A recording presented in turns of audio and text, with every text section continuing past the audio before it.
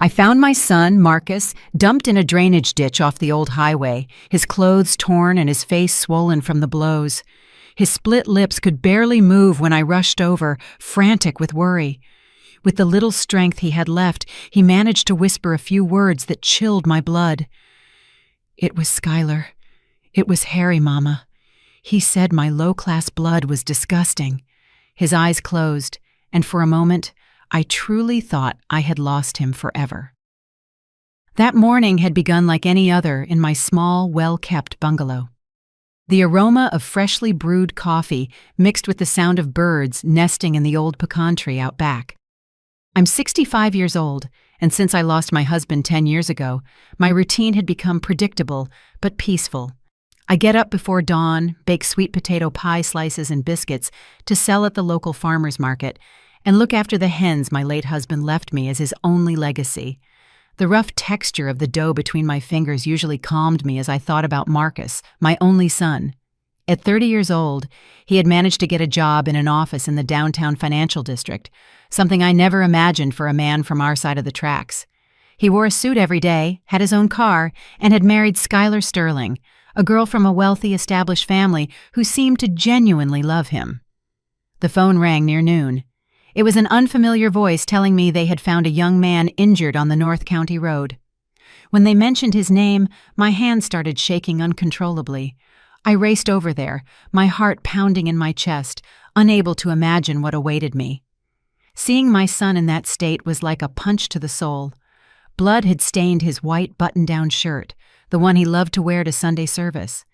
His cheeks were bruised and swollen, and he had cuts on his hands as if he had tried to defend himself. But what hurt most was the expression of profound humiliation in his eyes when he finally managed to open them. "It wasn't an accident, Mama," Marcus said, his voice broken, as I helped him sit up. "Harry sent his men. They pulled me out of my car and told me this was a warning." Tears streamed down his bruised cheeks, and I felt something break deep within my own chest. Harry Sterling, Skylar's father, was a mogul who controlled half the business in Clay County. He owned restaurants, a development company, and extensive plots in the commercial district. From the day of the wedding, he'd treated Marcus with contempt, as if he were something dirty that had tarnished the Sterling name. I drove Marcus home in silence, supporting him as he walked with difficulty. I put him to bed in his old room, the same one he slept in as a boy, and cleaned his wounds with warm water and antiseptic. His groans broke my heart, but I knew the deepest wounds weren't the ones I could see. "Mama, we can't do anything against him," Marcus murmured as I put a cold compress on his face.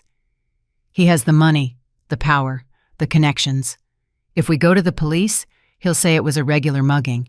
Nobody will believe us." His resignation bothered me more than his injuries. That night, after Marcus finally fell asleep thanks to the painkillers, I sat in the kitchen, remembering the words of my own mother, Doris.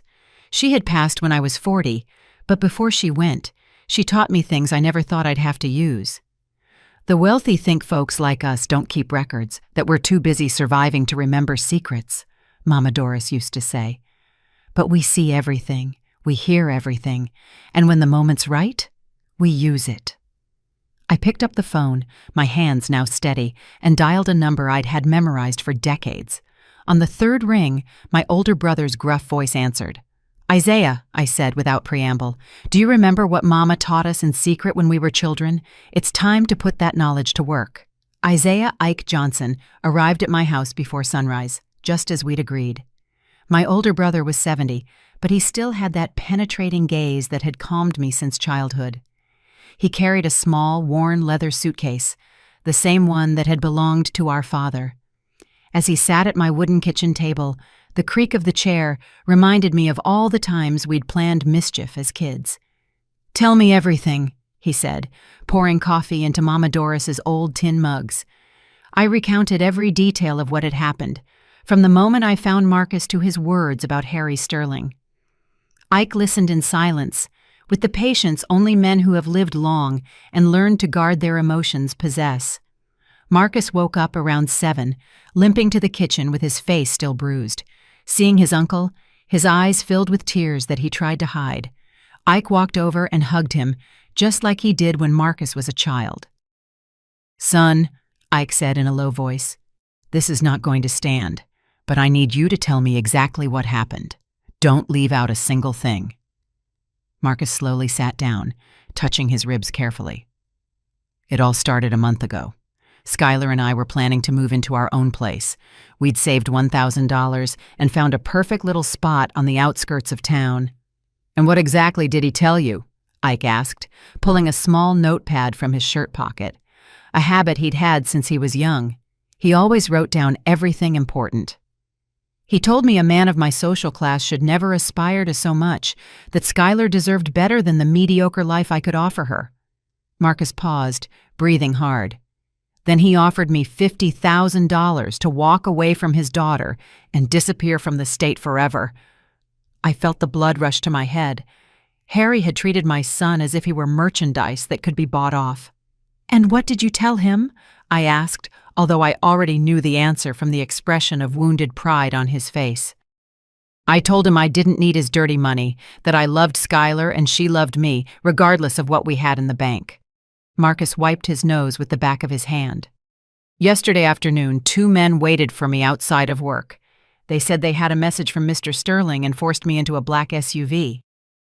The description that followed made my stomach turn. The thugs had taken him to an empty lot where Harry was waiting, sitting in his silver Mercedes S-Class.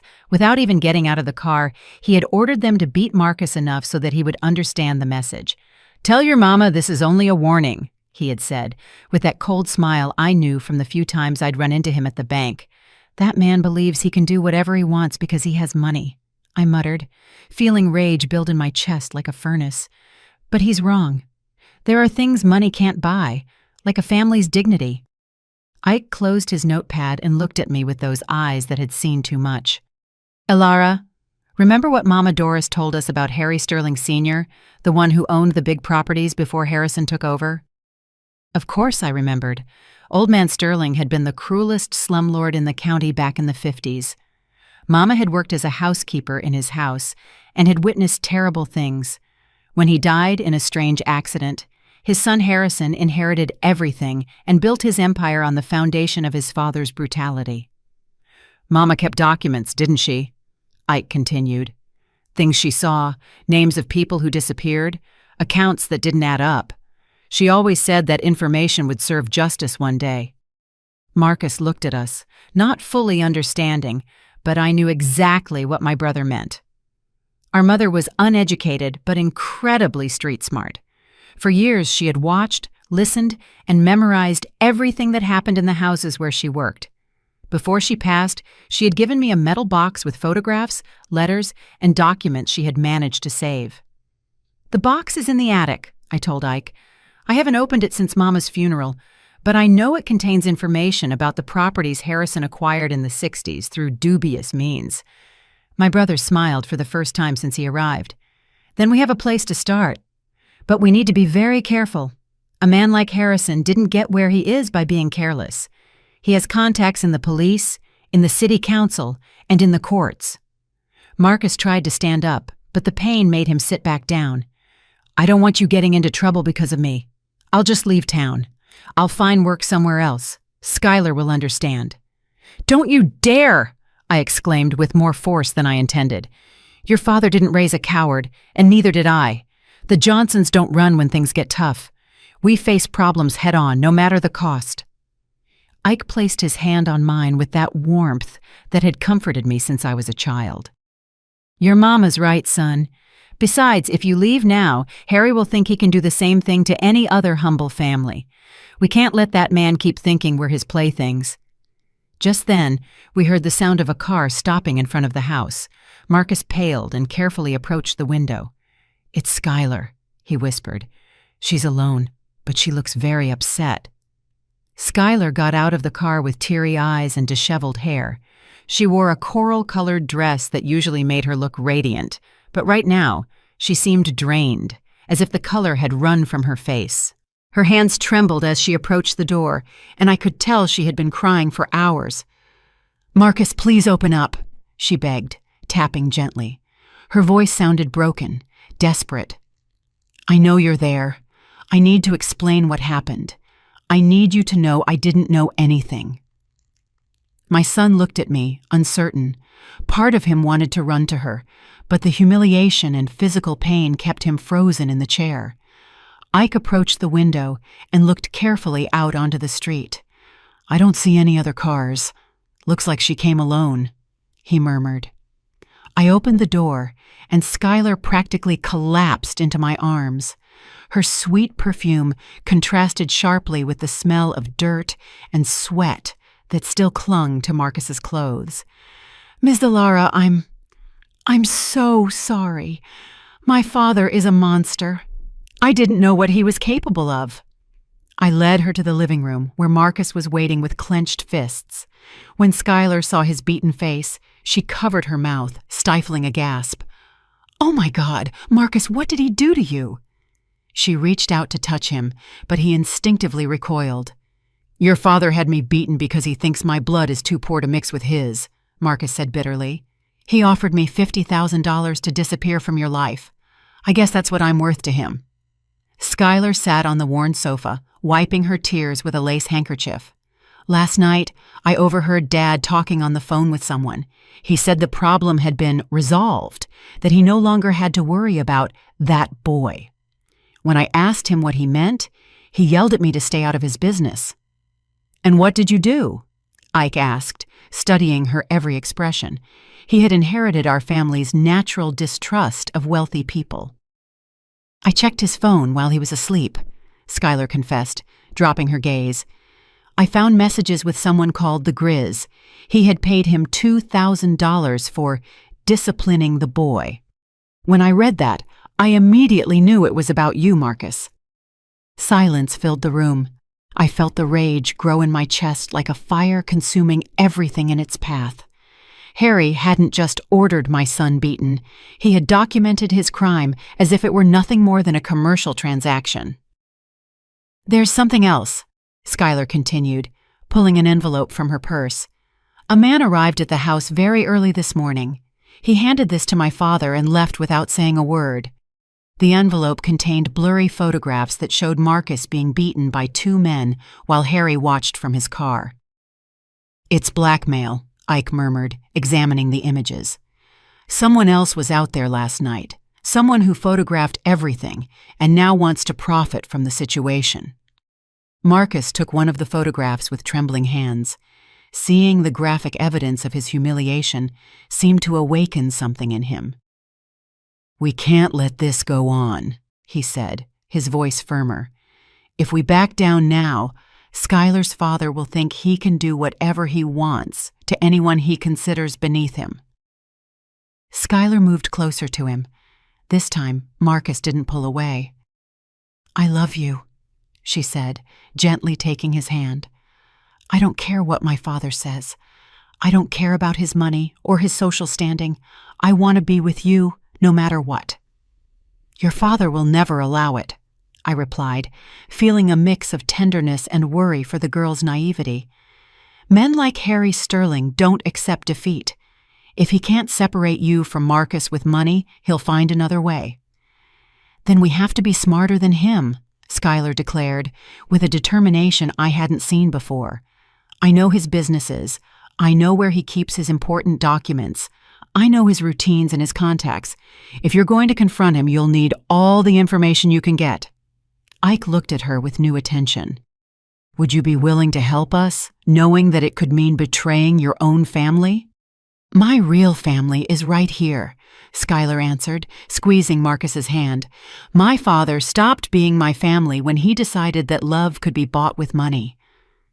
I stood up and walked to the window, observing the empty street.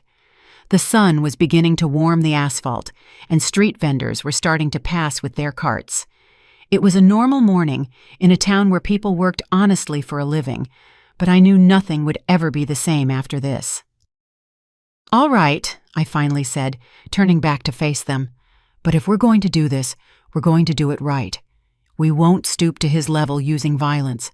We'll use his own arrogance against him." Ike nodded, understanding my plan immediately. "Mama always said that powerful people make mistakes when they feel too secure. They get careless, They talk too much. They trust people they shouldn't. Exactly, I continued. Harry thinks we're ignorant, that we don't know how to defend ourselves. That's going to be his downfall. Skylar, I need you to tell me everything you know about your father's business. Every detail, every name, every suspicious transaction you've ever overheard.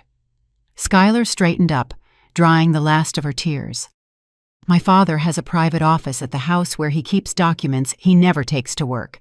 It's always locked, but I know where he hides the spare key. He also holds secret meetings on Thursday nights, with men who arrive in cars without license plates.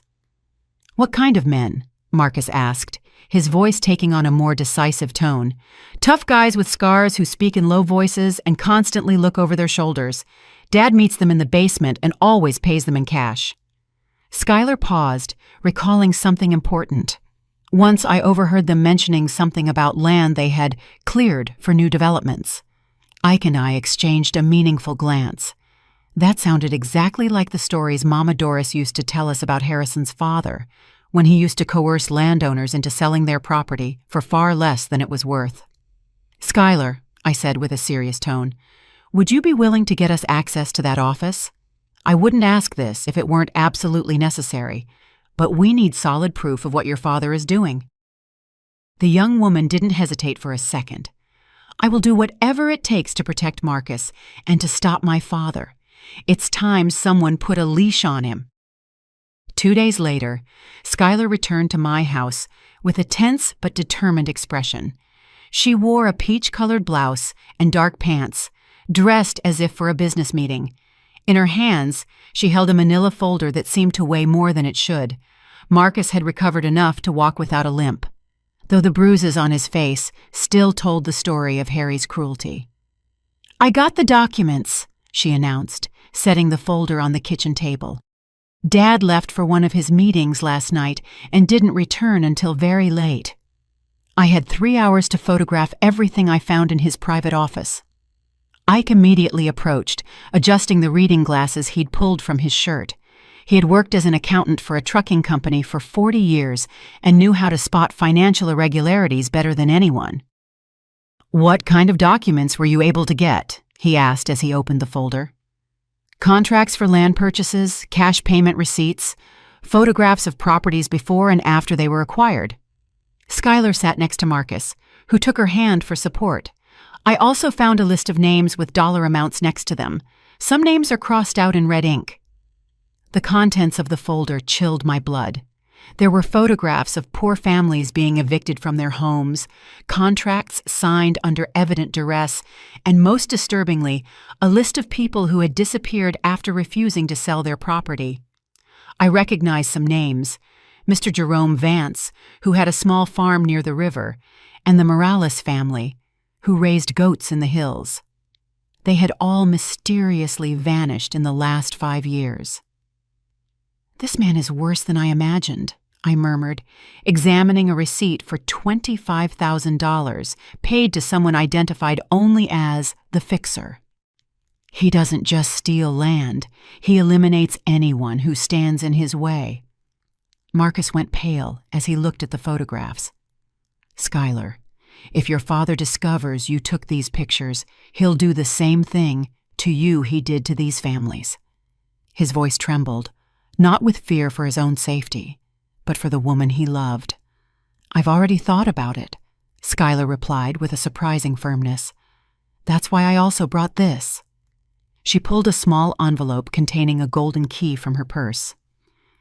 This is the spare key to his safe deposit box at the bank. That's where he keeps the cash he uses for these special jobs. Ike gave a low whistle. If we can prove he has $200,000 in unjustified cash, we can connect him to all these crimes. He stopped, looking at Skylar with concern.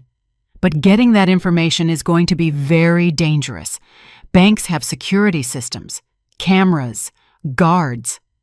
My father took me there several times when I was little, Skylar explained. I know the manager, Mr. Lewis. He's been a family friend for 20 years. I could convince him that I need to review some old inheritance documents that Dad left in my custody. It's too risky, I objected, feeling a mother's instinct to protect her daughter. If Harry finds out what you're doing, he won't hesitate to hurt you. Men like him have no limits when they feel threatened." Just then the phone rang, interrupting our conversation. It was a jarring sound that made all of us jump. Marcus went to answer, but after the second ring, the call was cut short. It immediately rang again, following the same pattern. 2 rings, then silence.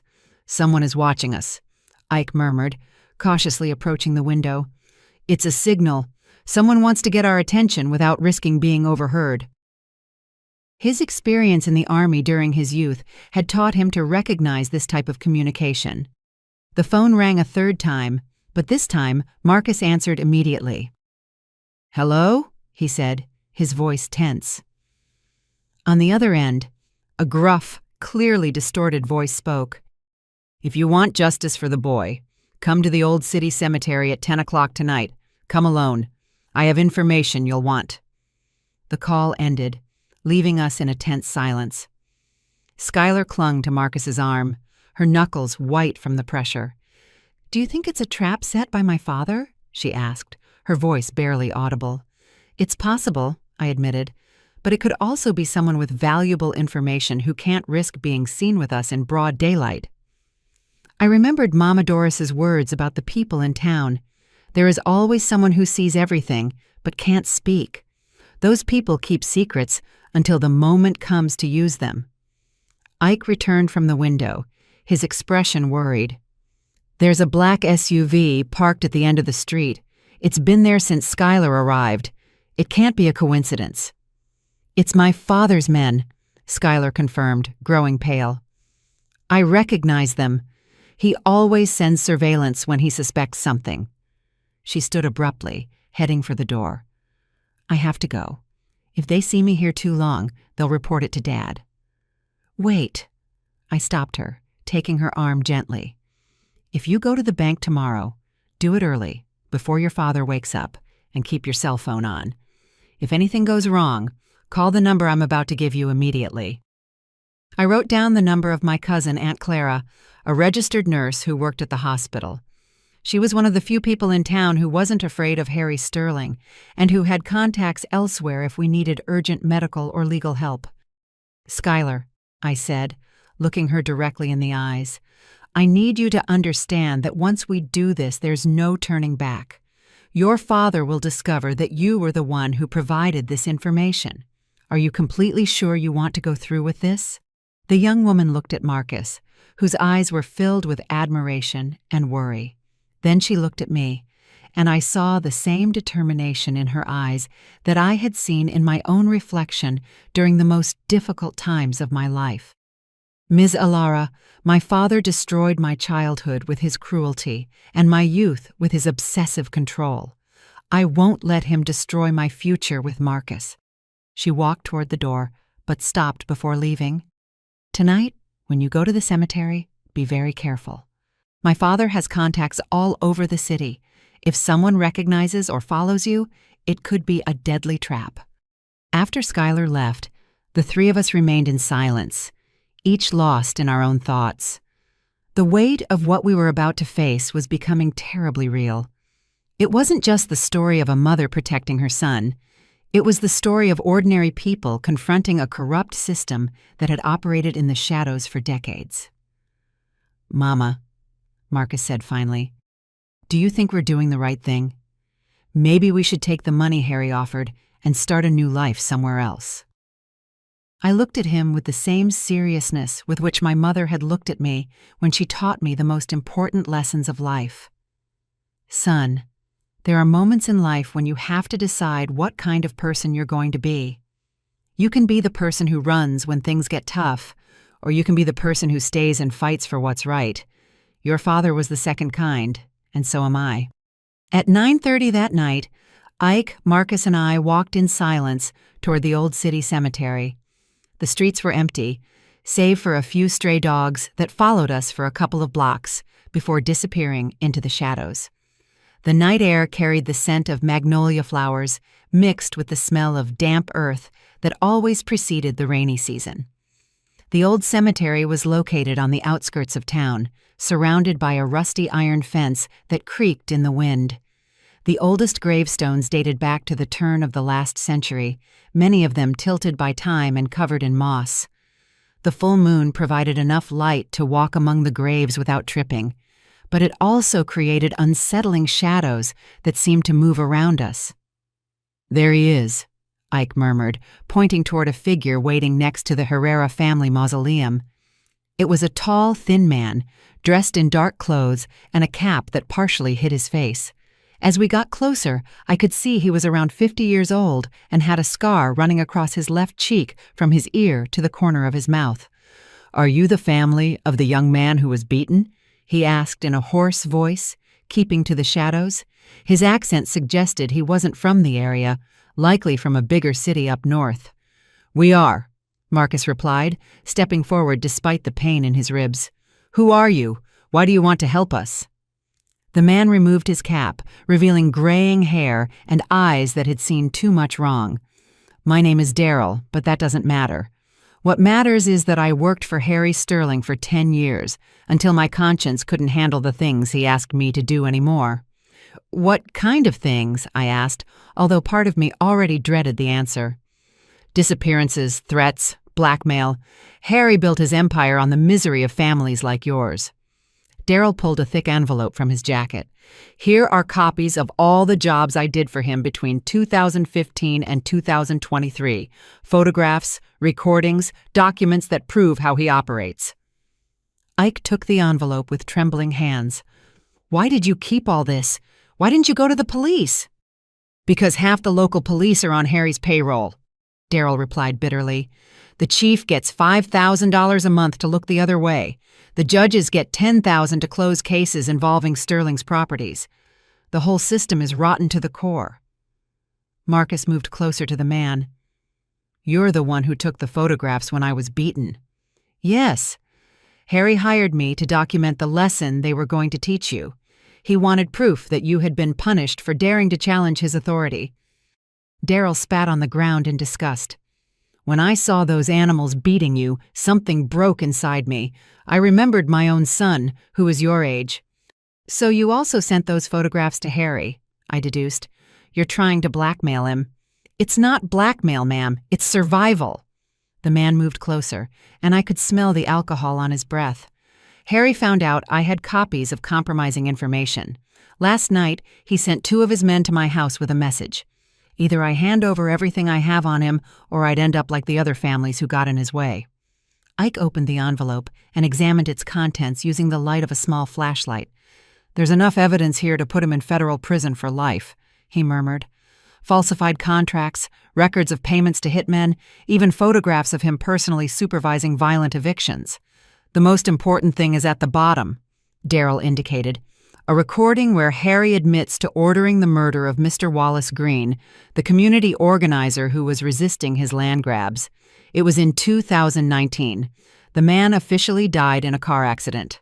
I remembered that case. Wally Green had been a respected man who tried to organize small landowners to resist Harry's pressure. His death had been very convenient for the mogul's expansion plans, but no one had questioned the official version of the accident. "Why are you giving this to us?" Marcus asked with justified suspicion. "What do you gain by helping us?" "Nothing. In fact, I'm probably going to die for this." Daryl put his cap back on, preparing to leave. "But I have a son your age working up north.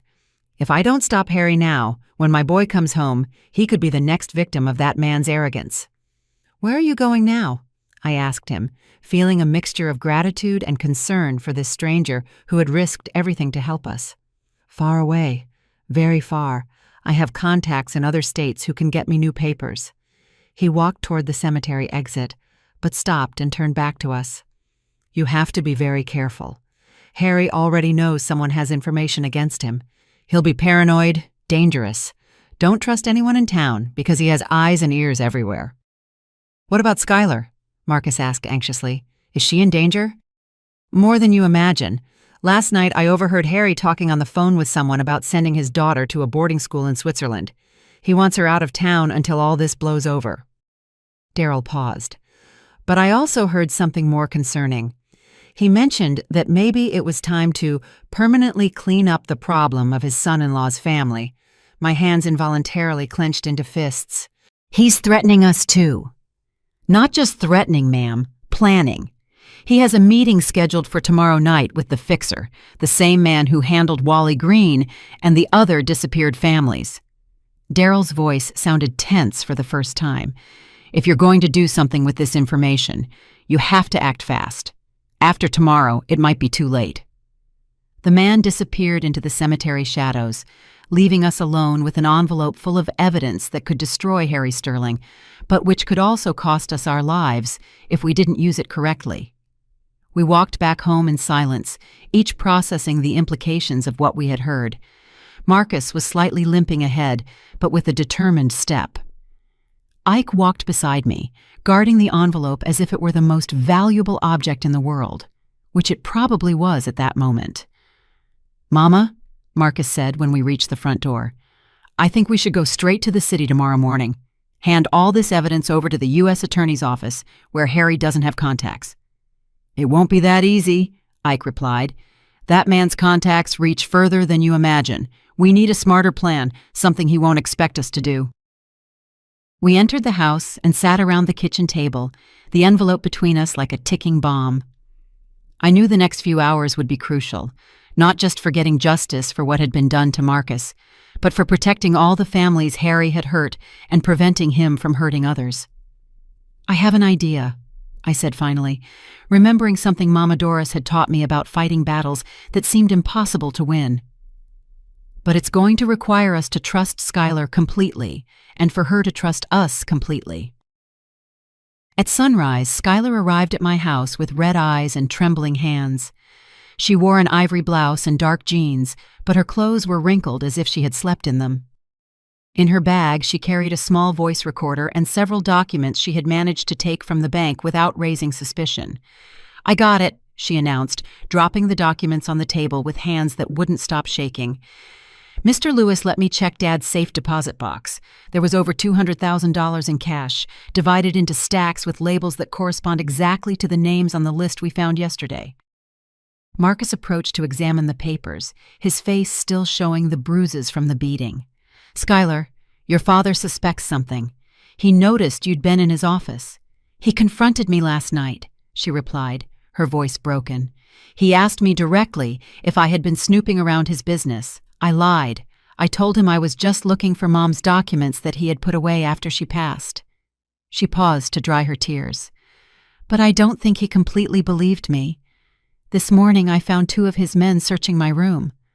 Ike looked up from the documents he was examining. "Did they find anything compromising?" "No, because I had hidden everything in my aunt's attic." Skylar sat next to Marcus, who immediately put his arm around her shoulders. "But Dad told me he had made a decision. I'm scheduled to fly to a boarding school in Switzerland this afternoon. He says I need to get away from town until certain problems are resolved." I felt the time running out. If Harry sent Skylar out of the country, we would lose our most valuable source of information, and the only person who could testify directly about her father's criminal activities. "You cannot get on that plane," I told her firmly. "Once you're in Europe, your father will have the time and freedom to eliminate all the evidence and get rid of any witness who could incriminate him, including us." "What can I do?" Skylar asked desperately.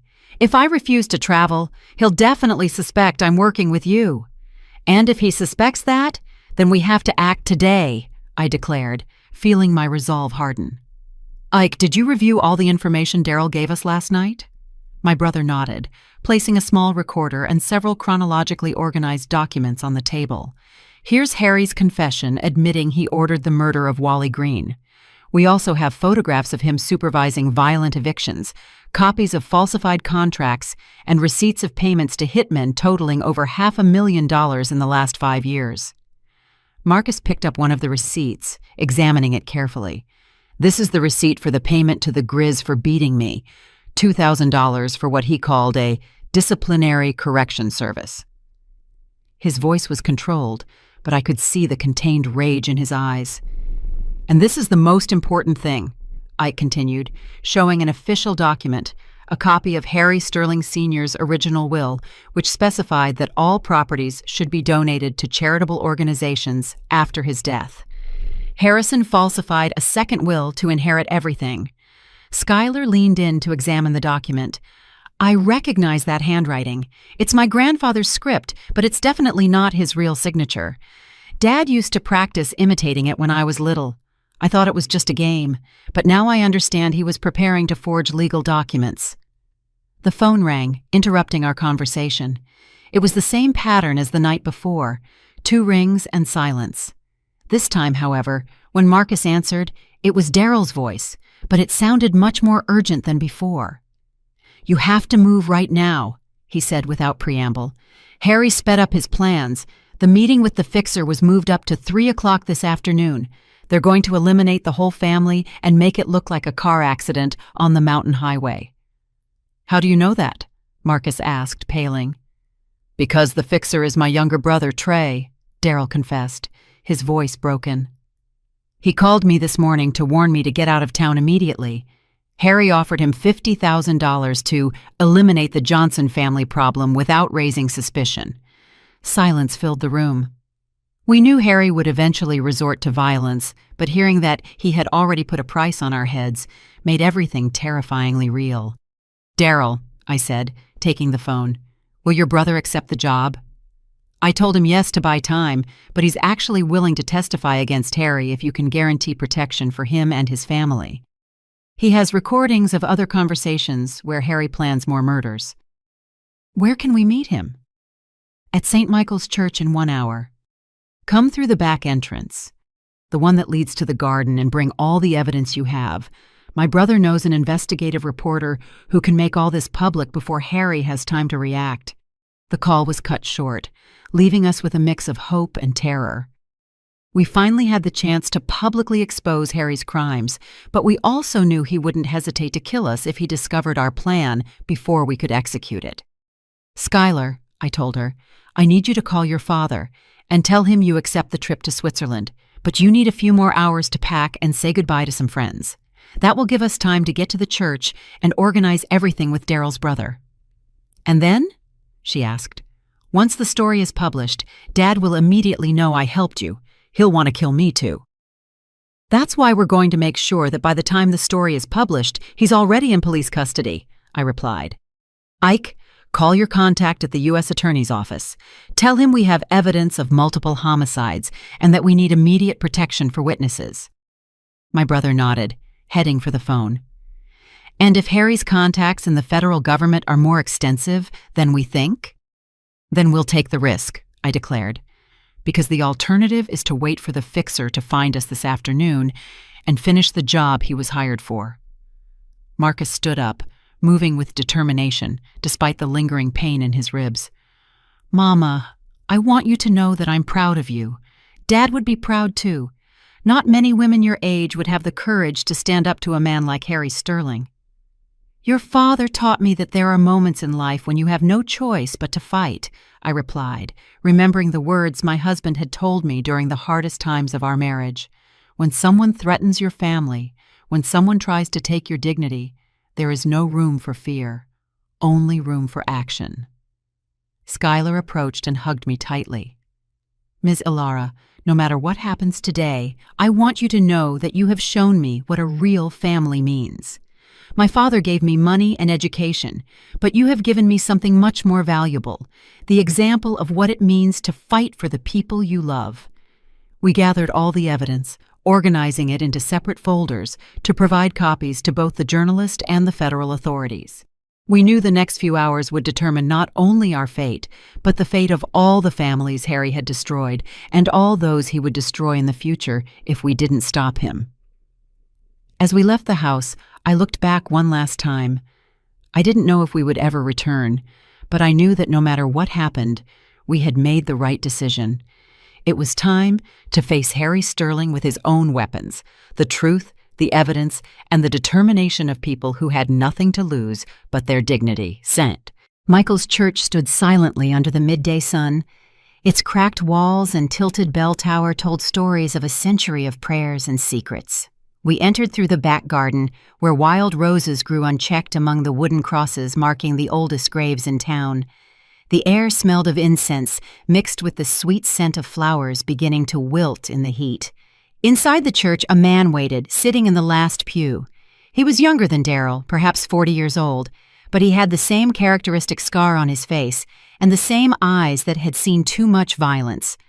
When we approached, he stood up with nervous movements, constantly glancing toward the doors as if expecting someone to follow us. "Are you the Johnson family?" he asked, his voice barely audible. "I'm Trey, Daryl's brother. I swear on my mother's memory that everything I'm about to tell you is the truth." Marcus stepped forward, extending his hand to greet him. "We are. Your brother said you have information that can help us stop Harry Sterling." Trey led us to the sacristy, where he had prepared a table with recorders, photographs, and chronologically organized documents. I've worked for Harry for 8 years as his problem solver. Every job is documented here, with dates, locations, methods used, and amounts paid. Ike approached to examine the documents, his hands trembling slightly as he turned the pages. "This is incredible. You have records of at least 20 murders, 50 violent evictions, and dozens of cases of extortion and blackmail." "The most important thing is here," Trey said, pointing to a digital recording. "Harry admitting he plans to eliminate his own daughter if she keeps helping you. The conversation is from last night, after he discovered Skylar had been at the bank checking his private documents." Skylar paled and staggered slightly. Marcus immediately held her, but I could see the shock in her eyes. "My father, he really said he was going to kill me?" His exact words were, "If that stupid girl thinks she can betray her own blood, she's going to learn that blood can also be spilled." Trey activated the recording, and Harry's voice filled the small room, cold and calculating, as always. "The problem with Skylar is that she inherited her mother's sentimental weakness," Harry was heard saying. "She thinks love is more important than family loyalty. If I have to choose between losing my empire or losing a disloyal daughter, the choice is obvious." Tears ran down Skylar's cheeks, but there was something more than pain in her expression. It was rage, a deep, profound rage that had been building since she discovered her father's true nature. "I want that monster to pay for everything he has done, not just to you, but to all the families he has destroyed." "There's more," Trey continued, showing recent photographs. "Harry has been preparing his escape. He has false documents ready, bank accounts overseas, and a private jet scheduled to leave tonight for a country with no extradition treaty. He knows someone will eventually expose him, and he's preparing to flee." "Why are you helping us?" I asked him directly. "What do you gain by turning in your boss after so many years working for him?" Trey took off his shirt, revealing deep scars on his back and arms. "These are the marks my own boss left on me when I made a minor mistake 3 years ago. Harry had his own men torture me to teach me discipline. Since then, I've been planning my revenge." "But there's something else," he added, pulling a photograph from his wallet. It was a girl about 10 years old, smiling in front of a rural school. "My daughter lives with her mother in a nearby town. Harry found out where she is and threatened to harm her if I didn't eliminate your family today. I can't let him use my little girl to force me to kill innocent people." The puzzle was starting to come together. Trey didn't just want personal revenge, he was trying to protect his own daughter from becoming another victim of Harry's blackmail. He was a desperate man trying to break the cycle of violence that had trapped him for years. "I have a plan," I announced, unfolding a map of the town on the table. "The investigative reporter will be here in 2 hours. We need to keep you safe until then, and we also need to make sure Harry can't escape before the story breaks." "How are we going to stop him?" Marcus asked. "That man has bodyguards, weapons, and contacts everywhere. We can't confront him directly." "We're not going to confront him directly," Trey replied with a chilling smile. "We're going to use his own paranoia against him. Harry is expecting me to eliminate your family this afternoon. Instead, I'm going to call him and tell him I found evidence that Skylar is planning to escape the country with you, taking compromising information." "That will infuriate him," I objected. "He'll want to kill us immediately." "Exactly, but it will also force him to move personally. Harry never delegates matters he considers truly important. He'll come here with few men, trusting that I've already eliminated the main threat. Trey pointed to various spots on the map. This is where we'll set the trap. Skylar approached the map, studying the strategy with surprising focus.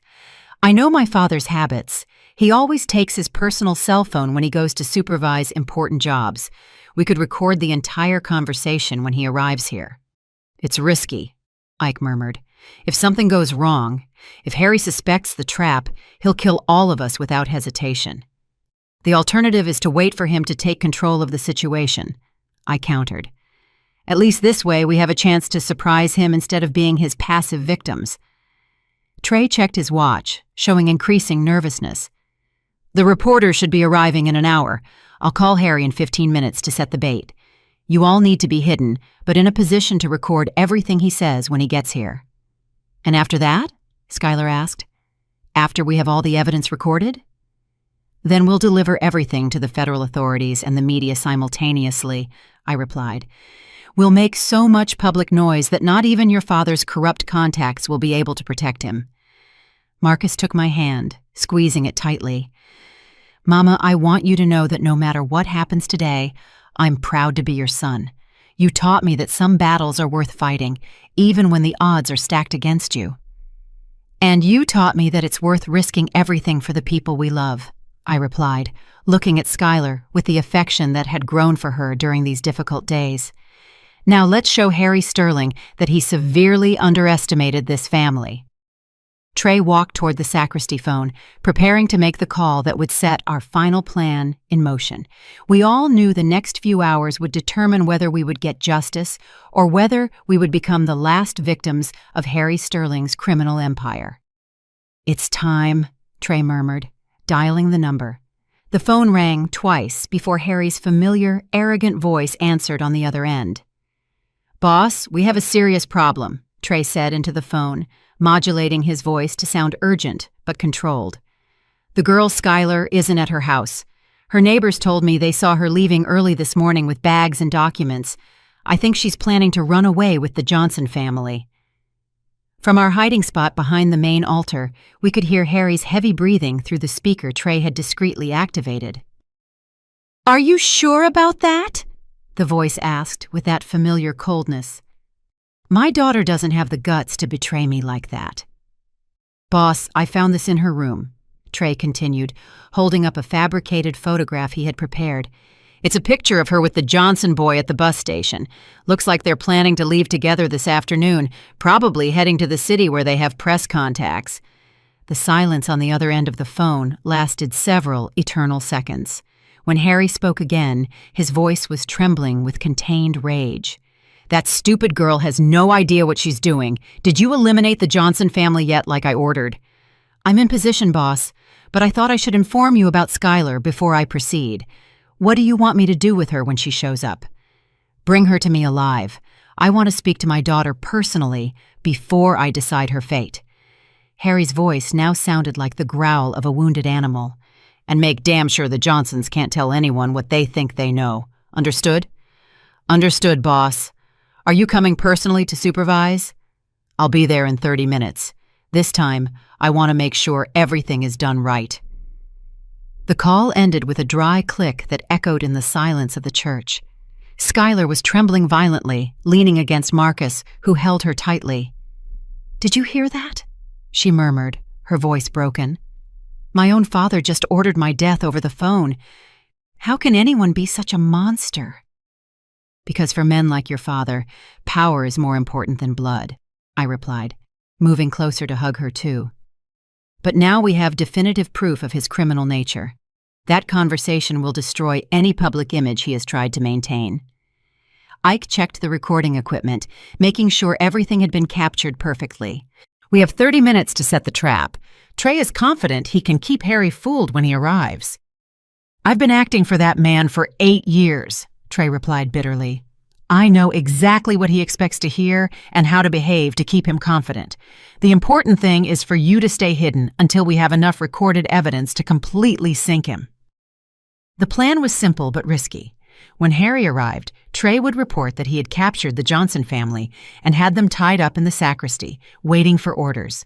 This would force Harry to enter the church and speak openly about his crimes, confident that his victims couldn't escape to tell the tale. "What if he brings more men than we expect?" Marcus asked, instinctively touching the ribs that still hurt from the previous beating. "Harry is arrogant," Trey explained. "He believes I am completely loyal and that I've eliminated the main threat. He'll probably come alone or with one bodyguard at most. In his mind, he's already won this battle." We positioned ourselves carefully behind the main altar, where a thick curtain concealed us but allowed us to hear everything clearly. Skylar had set her phone to record as a backup, and Ike had the video camera ready that we had brought to document the entire encounter. The minutes passed slowly, each second marked by the ticking of the old tower clock that had kept the town's time for almost a century. The silence of the church was interrupted only by our nervous breathing and the distant sound of birds in the garden outside. Finally, we heard the roar of a powerful engine approaching. Trey discreetly peered through the window and signaled to us. It was Harry's silver Mercedes S-Class, exactly as predicted. "He came alone," Trey whispered. "His arrogance is going to be his downfall." Harry entered the church with firm steps, his impeccable linen suit contrasting with the humility of the sacred place. He wore sunglasses despite being indoors, and his Italian leather shoes echoed against the cracked tiles of the colonial floor. "Where are they?" he asked directly, without bothering with greetings. His voice filled the space with that authority he was accustomed to wielding over everything and everyone around him. "In the sacristy, boss, all three tied up and ready for whatever you order." Trey played his part perfectly, showing the deference Harry expected from all his employees. "And my daughter, did that traitor show up yet?" "Not yet, but I have the bus station covered. When she arrives, we'll be waiting." Harry headed toward the sacristy with determined steps, but stopped halfway down the aisle. "Trey, I want you to understand something. What we're going to do today is going to send a very clear message to the entire county. Nobody, absolutely nobody, defies Harry Sterling and lives to tell about it. Understood?" "Understood, boss." "You want it to look like an accident, like the other times?" "No. This time, I want them to know exactly what happened and why." Harry's voice filled with a blood-chilling cruelty. "I want that when the bodies are found. Everyone understands that trying to humiliate me has fatal consequences." Skylar covered her mouth to stifle a sob, but Marcus calmed her with gentle strokes of her hair. Ike continued recording everything, documenting every word that came out of Harry's mouth as irrefutable evidence of his murderous intentions. "Furthermore," Harry continued, moving closer to the sacristy, "when Skylar shows up, I want you to bring her straight here. She's going to see exactly what happens to people who betray their own family. After that, she's taking the first flight to Europe and staying there until she learns to be an obedient daughter. And if she refuses to cooperate..." Harry stopped right in front of the sacristy door, so close we could smell his expensive cologne mixed with the cigar scent that always accompanied him. "Then Skylar is going to accompany the Johnsons on their final trip. I can't allow any member of my family to stain the Sterling name." Just then, we heard the sound of several cars arriving at the same time. Harry tensed immediately, looking toward the main door of the church with an expression that mixed surprise and suspicion. "Were you expecting company?" Trey asked him, his voice suddenly dangerous. "No, boss. I don't know who that could be." The church doors opened forcefully, and 3 men in dark suits entered, followed by a woman with a professional voice recorder and a television camera. It was the investigative reporter from the city, accompanied by a team from the U.S. Attorney's Office. "Mr. Harrison Sterling," one of the agents said in an official voice, "you are under arrest for multiple counts of homicide, extortion, and conspiracy. Everything you say can and will be used against you." Harry's expression changed from arrogance to complete shock in a matter of seconds. His eyes moved frantically between Trey, the agents, and the sacristy door where he believed we were hidden. "This is a mistake," he declared, his voice trembling for the first time since we had known him. "I don't know what you're talking about. I just came here to pray." At that moment, we emerged from our hiding place behind the altar. Harry saw us appear, and his face transformed into a mask of pure hatred. "You!" he shouted, pointing a trembling finger at us. "This is all your fault. A low-class family trying to destroy a successful man." "No, Mr. Sterling," I replied calmly, approaching him without fear for the first time since this whole nightmare began.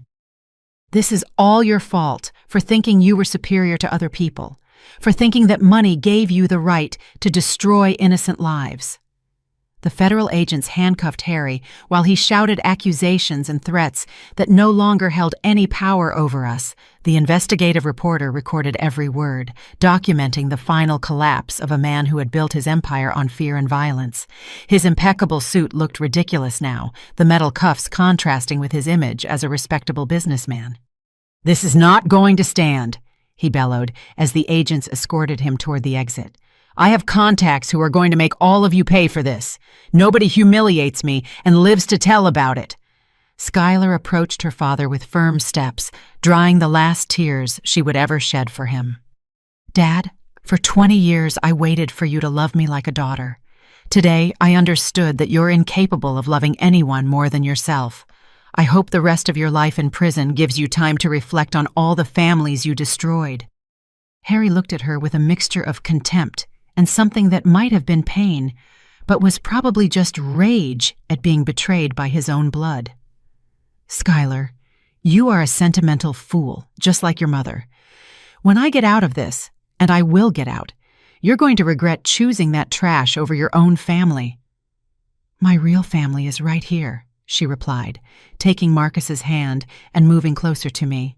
"These people taught me what unconditional love means, something you could never give me despite all your money and power." The agents took Harry away for good, but before they left, the one who seemed to be in charge approached us. "Ms. Johnson, we need your entire family to come with us to give formal testimony. We also need to put you under temporary protection until we can arrest all of Sterling's associates." "How long will that last?" Marcus asked, worried about our safety and Skylar's. "Based on the evidence you provided, probably a few weeks. Sterling had an extensive network of corrupt contacts, but with all the documentation you gathered, we can clean up the entire local system." The agent handed us cards with contact numbers. "By the way, I want to congratulate you. Not many families would have the courage to stand up to someone like Harry Sterling." Trey approached before leaving, carrying a small bag that contained all the additional evidence he had collected during his years working for Harry. "Ms. Alara, I want to ask for your forgiveness for all the terrible things I did working for that man. I know I can't undo the damage, but I hope my testimony helps bring justice for all his victims." "Trey," I said, placing a hand on his shoulder, "we all deserve a second chance. The important thing is that you made the right decision in the end. That says a lot about the man you really are." Ike hugged his younger brother for the first time in years. "Brother, Mama Doris always said the truth has its own time to come to light. Today, her words came true." We left the church under the afternoon sun, breathing free air for the first time in weeks.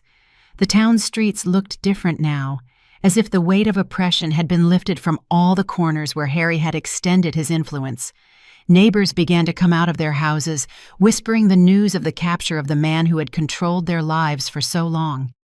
3 months later, I returned to my routine of baking biscuits in the mornings, but now my kitchen was full of laughter.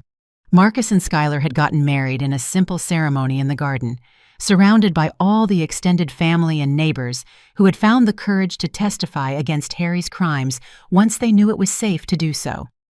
"Grandma Elara!" little Maya, my neighbor's granddaughter, shouted. She was an 8-year-old girl with bright eyes that reminded me of my own Marcus when he was small. "Is it true that you beat the bad man who scared the whole town?" "No, my dear," I replied, stroking her hair as she fed the chickens with corn kernels. "We didn't beat anyone. We just showed him that the truth is stronger than fear, and that when families stick together to protect each other, they can face any problem." Skylar appeared in the kitchen doorway, wearing a lavender dress she had bought at the local market. She had sold all her expensive jewelry and designer clothes, using the money to help the families her father had harmed. "Mother," she said, using the affectionate term I love to hear, "Marcus is ready to go to the courthouse. They're reading the final sentence today." The trial had lasted 2.5 months. Harry was sentenced to life in federal prison for multiple homicides, plus 30 additional years for extortion, illegal land appropriation, and conspiracy. His properties were confiscated and sold, with the money distributed among the victims of his crimes. The system of corruption he had built crumbled like a house of cards once the light of truth illuminated it completely. "How do you feel?" the investigative reporter who had helped us asked when we met outside the courthouse after hearing the sentence. "Do you feel vindicated for everything your family suffered?" "It's not about vengeance," I replied, looking up at the blue sky, where the clouds moved slowly, pushed by the wind. "It's about justice. It's about proving that in this country, no matter how much money you have or how much power you think you have, no one is above the law." Marcus put his arm around my shoulders as we walked back to the car. "Mama, do you think Dad would be proud of what we did?" "Your father always told me that the Johnsons aren't a family that gives up easily," I replied, feeling my late husband's warm presence in the wind that moved the tree leaves. "I think he would be very proud to see how his son became a brave man and how his daughter-in-law became part of our family the right way." Skylar approached from the other side, taking my free arm. "Ms. Elara, there's something I want to tell you. Marcus and I are expecting a baby. It's due in March, and we want to name him after your husband if it's a boy, or after your mother if it's a girl." I felt tears of happiness streaming down my wrinkled cheeks. After all the years of pain and loss, after all the battles I'd had to fight, I was finally seeing the dawn of a new generation that would grow up in a town free of the fear that had dominated it for so long. "You're going to be wonderful parents," I told them, already imagining that baby running in my garden, feeding the hens, listening to the family stories I would tell him or her so they would never forget where they came from and why it was important to always defend the truth. That night, sitting in my rocking chair on the front porch, I watched the stars shining clearer than ever in the town sky. Ike had stayed for dinner, and his laughter mixed with Marcus and Skylar's from the kitchen, where they were doing the dishes and planning the future. The phone rang once, but this time it wasn't a threat or a warning. It was my cousin, Aunt Clara, calling to tell me they had opened a new community health clinic downtown, funded with part of the money recovered from Harry's assets. Medical services, that had been a privilege for the wealthy for decades, were now available to all working families. "Elara," Clara said excitedly, "they're going to need nurses and administrators for the new clinic. Do you think Marcus and Skylar would be interested in working there? It would be perfect for a young family just starting out." I hung up the phone feeling the circle was complete. Justice had not only punished the guilty, but it had opened new opportunities for honest families to thrive in an environment free of corruption and fear. As I prepared for bed, I remembered the words my mother had told me decades ago. "Elara, there are moments in life when you have to choose between being a victim or being a fighter. The difference isn't in the strength of your arms, but in the strength of your heart." That night, I slept soundly for the first time in months, knowing that we had chosen to be fighters, and that our children and grandchildren would grow up in a world a little more just, thanks to the decisions we had made when all seemed lost. Did you like the story, and which city are you listening from? Let's meet in the comments. If you liked the story, you can support me by sending a super thanks so I can keep bringing more stories like this. Thank you so much for your sweet support. I'm looking forward to your comments on the story. On the screen, you can see 2 new life stories that I highly recommend. There's so much more on my channel. Don't forget to subscribe. See you in the next life story. With love and respect.